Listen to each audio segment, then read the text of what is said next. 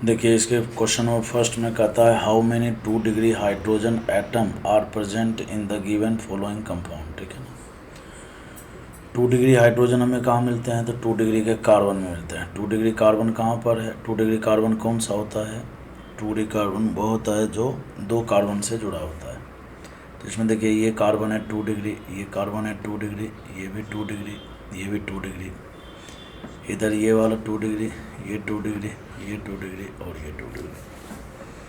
अब हाइड्रोजन कहाँ कहाँ प्रेजेंट है, तो हाइड्रोजन यहाँ पर है। देखिए 3 बॉन्ड है, 2 एक 3 बॉन्ड, तो एक हाइड्रोजन यहाँ पर, यहाँ भी एक हाइड्रोजन, यहाँ भी एक हाइड्रोजन, यहाँ भी एक हाइड्रोजन।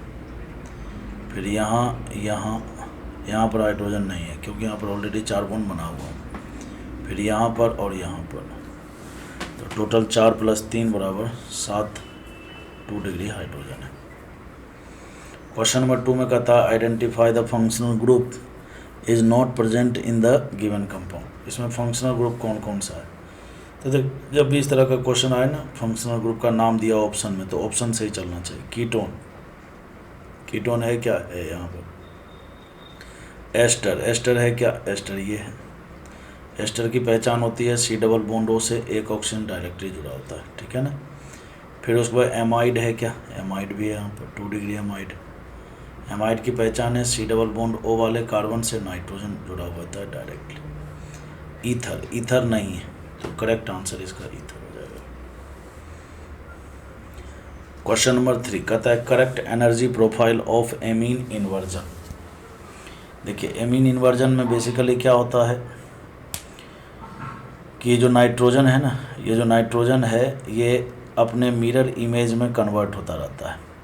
यहाँ पर एक लोन पेयर है, यहाँ पर एक लोन पेयर है, यहाँ पर अगर मैं एक मिरर रख दूँ, ठीक है ना, यहाँ पर एक मिरर रख दूँ तो इस मिरर में यहाँ पर नाइट्रोजन हो जाएगा, लोन पेयर ऐसे दिखेगा। उसके बाद यहाँ पर ट्रिटियम, यहाँ पर ड्यूटेरियम और यहाँ पर हाइड्रोजन। तो बेसिकली ये जो अमोनिया है ये बेसिकली sp3 हाइब्रिडाइज्ड है और ये भी sp3 हाइब्रिडाइज्ड है। और जब ये अपने मिरर इमेज में कन्वर्ट होता है तो बीच में एक ऐसी स्थिति आती है जब ये sp2 में बदल जाता है। जब ये sp2 में बदलता है वो स्थिति होती है कुछ ऐसा, जैसे हाइड्रोजन ये ले लिया, ड्यूटेरियम और ट्रिटियम ये ले लिया, और ये जो लोन पेयर है ना ये इस तरह से अनपेयर्ड इलेक्ट्रॉन में बदल जाता है। क्लियर है। तो कहता है कि एनर्जी प्रोफाइल कौन सा होगा, तो जब ये sp3 है और फिर फाइनली ये भी sp3 में बदलता है और बीच में एक ऐसी स्थिति आती है जब ये sp2 में बदलता है, उसको ट्रांजिशन स्टेट बोलते हैं। तो ये यहाँ से चलता है और यहाँ पर sp2 बन जाता है और फिर यहाँ से लौट करके फिर से अपने एक्चुअल स्थिति में आ जाता है। तो इसका जो करेक्ट एनर्जी प्रोफाइल वाला जो डायग्राम है वो डी हो जाएगा।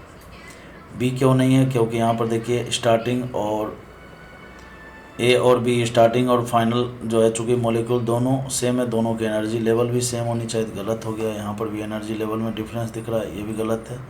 यहाँ भी एनर्जी लेवल में डिफरेंस है, गलत दिख रहा है।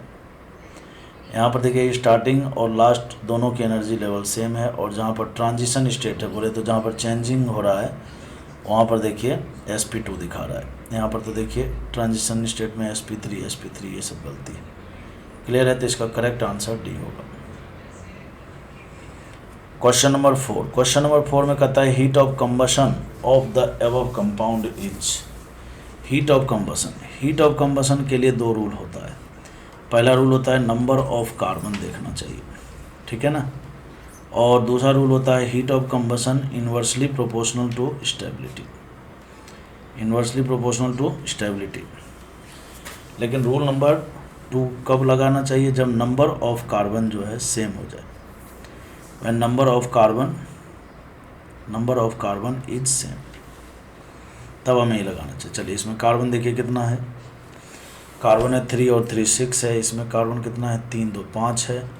इसमें कार्बन कितना है तो 3 1 4 है। तो नंबर ऑफ कार्बन जब सेम हो तो फर्स्ट रूल लगेगा, डिफरेंट हो तब फर्स्ट रूल लगेगा, तभी तो नंबर ऑफ कार्बन के डायरेक्टली प्रोपोर्शनल है। मतलब कार्बन की संख्या जितनी ज़्यादा होगी HOC ज़्यादा होगा, और वही नंबर ऑफ कार्बन अगर सेम हो जाए तो इन्वर्सली प्रोपोर्शनल टू स्टेबिलिटी वाला रूल लगाना है। तो यहाँ पर रूल नंबर 1 से हमारा काम हो जाएगा। तो रूल नंबर 1 में क्या होता है, जिसमें कार्बन ज़्यादा है वहाँ पर हीट ऑफ कंबसन भी ज़्यादा होगा। तो 1 2 3 हो जाएगा, तो करेक्ट आंसर ए हो जाएगा।